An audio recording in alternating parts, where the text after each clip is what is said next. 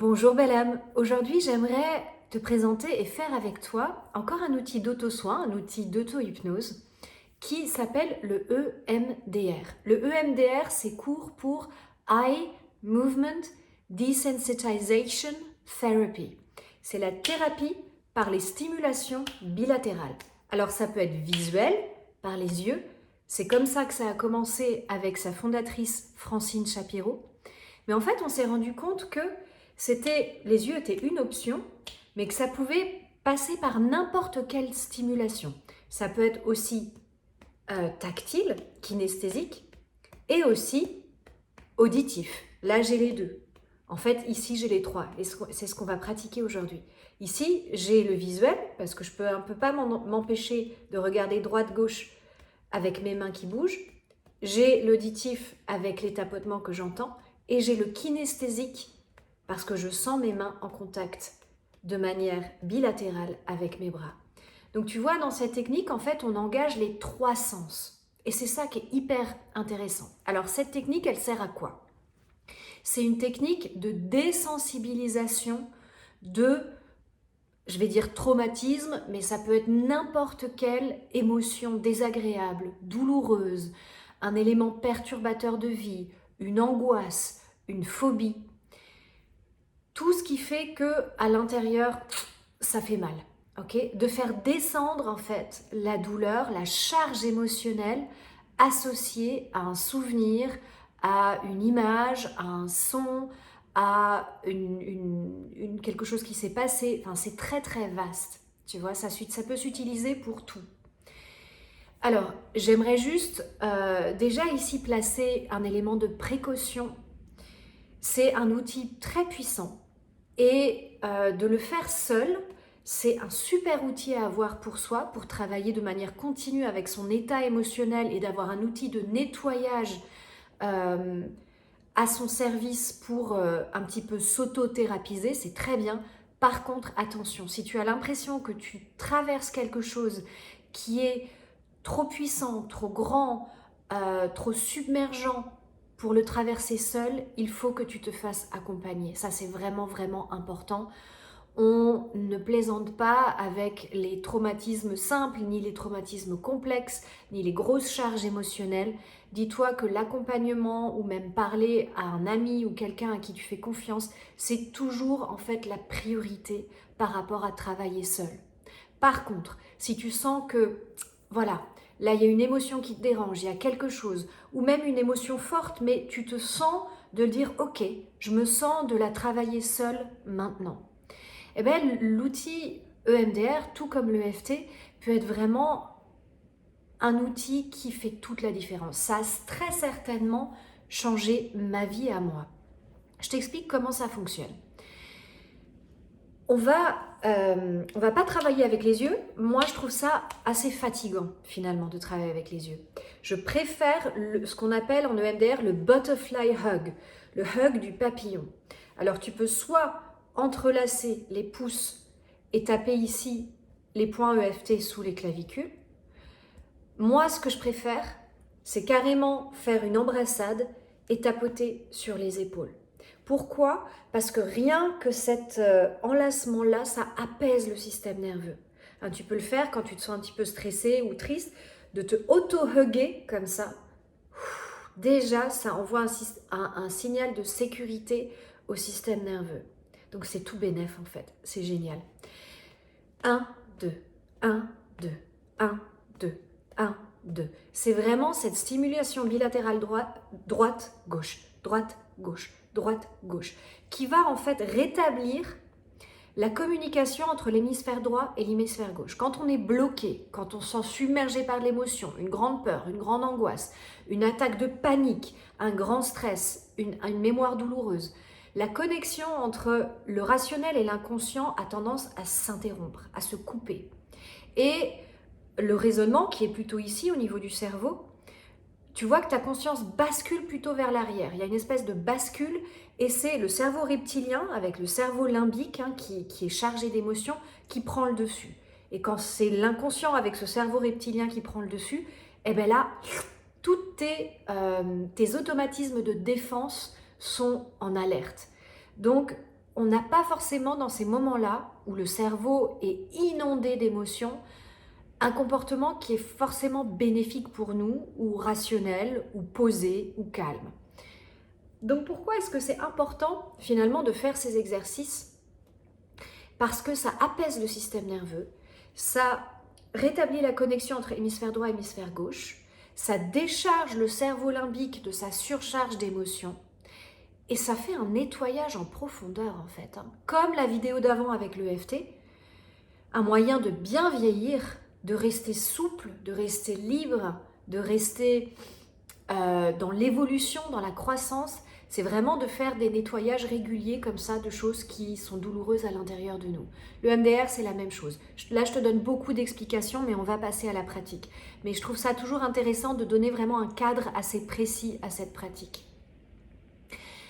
Il va y avoir 2 rythmes, d'accord? Il va y avoir un rythme plus lent, 1, 2, 1, 2, 1, 2, pour l'endroit de sécurité. Et c'est là qu'on va commencer. On va commencer par la sécurité. Souvent, la première chose quand on est inondé par des émotions douloureuses, c'est tous nos sens de l'apaisement, de la sécurité, de « je suis OK » s'évapore. C'est l'alerte totale.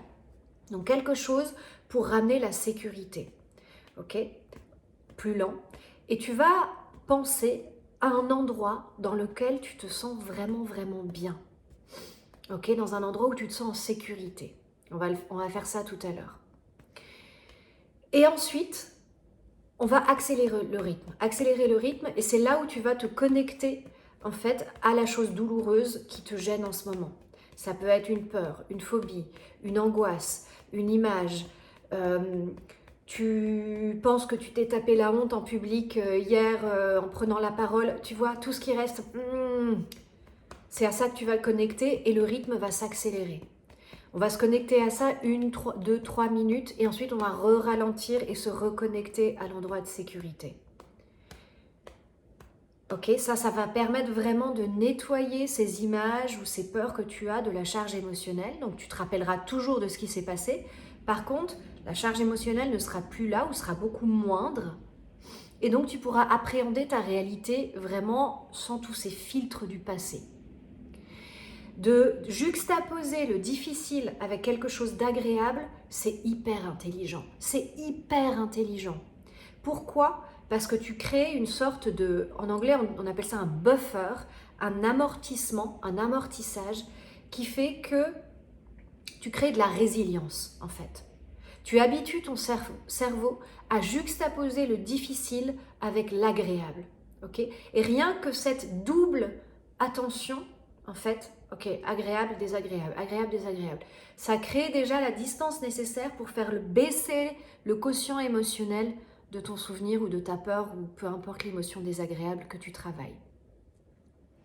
Ok, donc on va faire ça. Tu vas t'installer confortablement et mettre soit les mains ici et tapoter en dessous des clavicules, soit si tu préfères, et moi c'est ce que je préfère, te hugger, poser les mains sur les épaules et commencer à tapoter assez lentement. Tu peux pratiquer ça avec moi. Prends quelques bonnes respirations là maintenant. Quelques bonnes respirations. Et pour cette vidéo, l'exercice sera assez court, mais sache qu'au final, il peut être aussi long que tu le souhaites. Quelques bonnes respirations. Tu peux fermer les yeux si tu le souhaites. À chaque inspire, tu crées un petit peu plus d'espace à l'intérieur de toi. Et à chaque expiration, tu sens ta conscience, ton attention qui s'installe un petit peu plus dans ton corps. Tu sens les pieds en contact avec le sol. Tu sens les fessiers sur la chaise ou le canapé. Tu sens la tête posée sur la nuque et les épaules. À chaque inspiration, il y a un petit peu plus d'espace à l'intérieur. Et à chaque expiration, un espèce de doux relâchement qui se met en place. Tu sens ton corps. Et tu vas te connecter tout simplement à un endroit très agréable. un endroit où tu te sens vraiment bien, bien, bien, un endroit où tu te sens en sécurité. Alors c'est peut-être un endroit que tu connais, où tu aimes te ressourcer, te promener, peut-être un endroit dans la nature, peut-être c'est un endroit imaginaire, peut-être même c'est un endroit que ton inconscient te propose là juste maintenant. Et prends le temps de vraiment absorber cet endroit tout autour de toi, de te connecter aux couleurs, au relief, à la luminosité de cet endroit. Est-ce que tu es seul? Est-ce que tu es accompagné?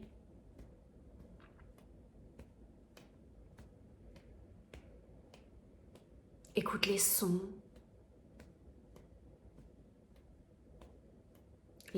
qui font que cet endroit est vraiment, vraiment très agréable et que tu te sens en sécurité.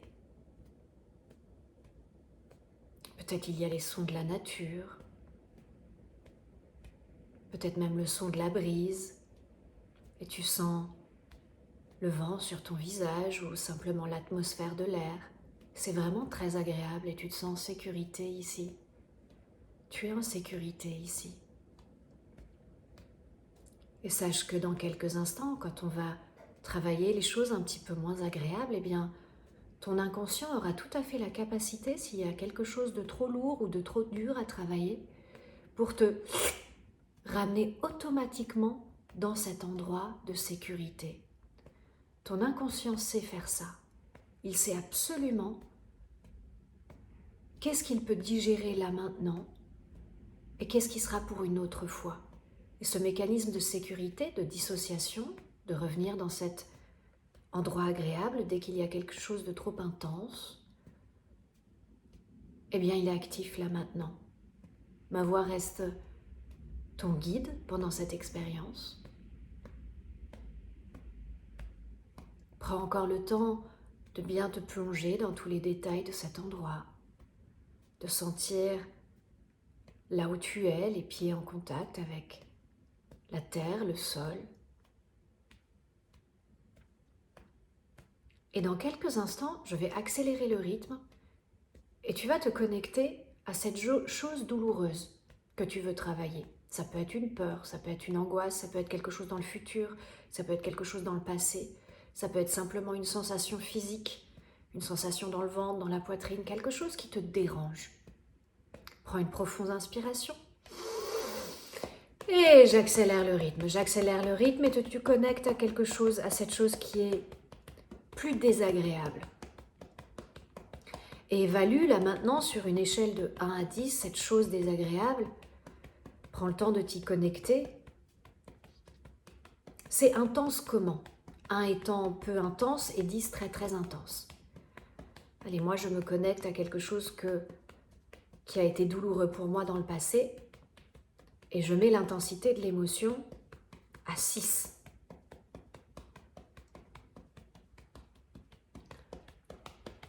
Voilà, 1, 2, 1, 2, 1, 2, 1, 2, 1, 2, 1, 2, 1, 2, 1, 2. Plonge-toi dans la scène que tu vois là, le ressenti. Où est-ce que tu es? Avec qui? C'est peut-être quelqu'un qui t'a dit quelque chose. C'est peut-être un moment où tu étais exclu d'un groupe, quelque chose de douloureux. Vois où tu es, avec qui tu es. Simplement reste connecté à cette scène et laisse les sensations et les émotions remonter. Qu'est-ce que tu entends? Qu'est-ce que tu vois? Et en restant connecté à cette scène, ou peut-être même ces bribes de scène qui défilent, qu'est-ce que tu ressens? Et ça, c'est vraiment, vraiment important. Connecte-toi à ton corps maintenant. Connecte-toi à ta poitrine, ton ventre, peut-être ta tête. Et observe où est-ce que tu sens les sensations un petit peu désagréables ou peut-être même très désagréables. C'est peut-être une boule au ventre, c'est peut-être une pression dans le cœur. C'est peut-être des tensions dans la nuque, peut-être. pendant que tu ressens les tapotements, pendant que tu entends ma voix et que tu es toujours connecté à cette chose désagréable-là.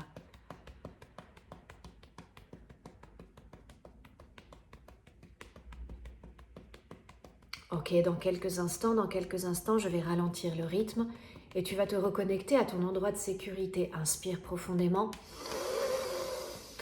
Et je ralentis le rythme. 1, 2, 1, 2, 1, 2, 1, 2, 1, 2, 1, 2, 1, 2, 1, 2. Reconnecte-toi à ton endroit de sécurité. Tout ce qui fait que cet endroit est vraiment, vraiment, vraiment très, très agréable.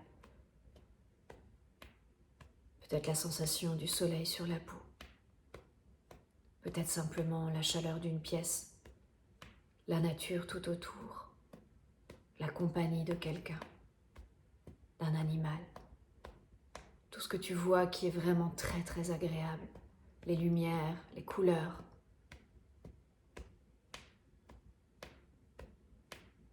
Et tu peux même rendre ces couleurs, cette lumière encore plus agréable, peut-être rendre les couleurs plus éclatantes, plus de luminosité. Ton cerveau a tout à fait la capacité d'amplifier ce qui est déjà très très agréable.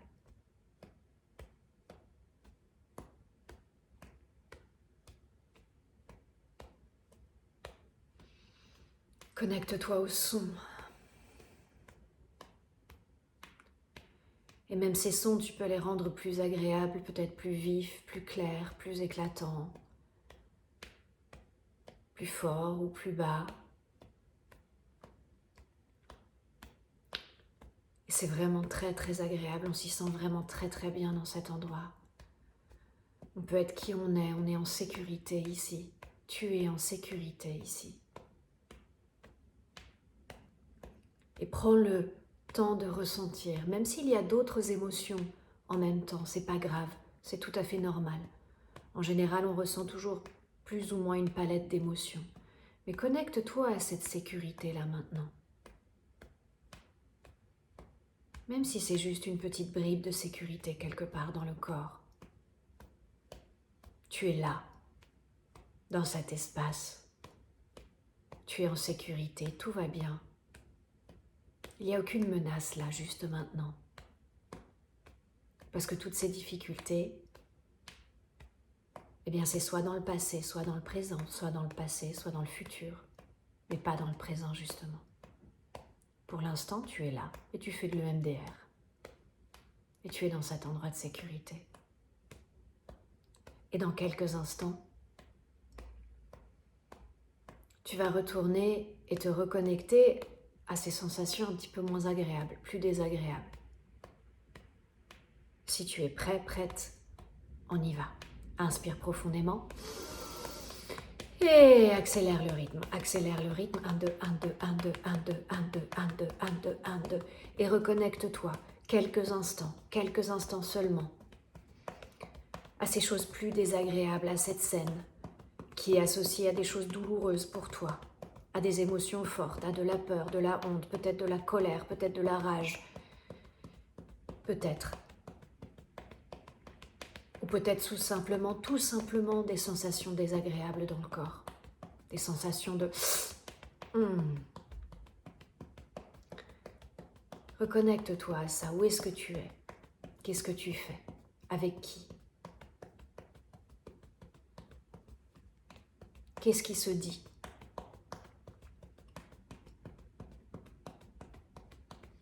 Simplement, reste le plus longtemps possible là maintenant connecté à cette chose un petit peu désagréable, peut-être même très désagréable.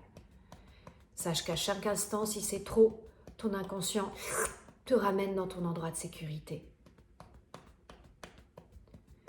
Et ressens dans le corps où sont les sensations désagréables. Parfois, ça peut piquer, tirer, chauffer, appuyer, brûler, quelque part, dans le ventre, la poitrine, peut-être même dans la nuque, la tête, les hanches, les jambes. Peu importe, observe les sensations, comme si tu étais un anthropologue, une anthropologue qui observe tout simplement avec curiosité. Ah, là dans mon ventre, il y a ça. Ah, là dans ma poitrine, il y a ça. Et en même temps, 1, 2, 1, 2, 1, 2. Tu sens les tapotements.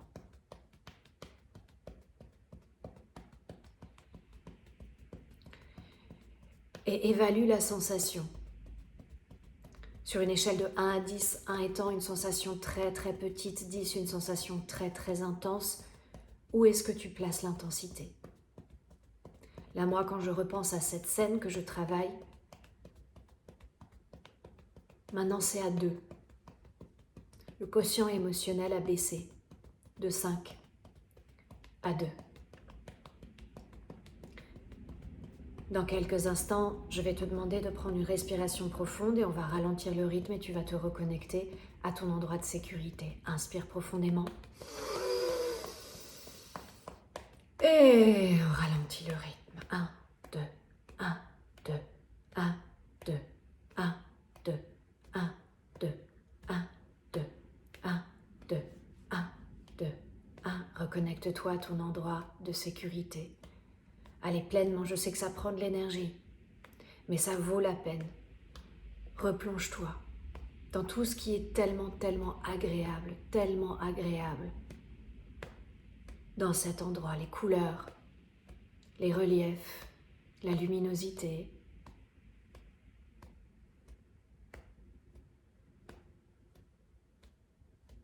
Les sons qui sont agréables, peut-être il y a une musique, peut-être il y a un silence profond.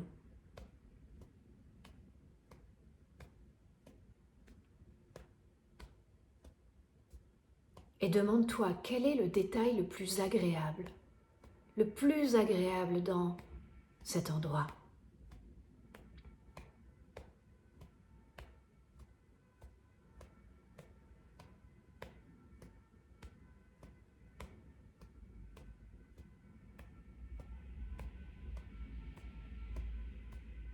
Et reste quelques instants à baigner dans cette sécurité, dans un endroit où tu te sens vraiment bien. Tu continues à sentir les tapotements. Et c'est tellement agréable d'être dans un endroit où on se sent bien, où on se sent bien. Et parfois, un endroit peut nous faire penser à un autre endroit. Peut-être même un endroit qui nous fait penser à un autre endroit au printemps. Et c'est agréable de penser à la nature au printemps.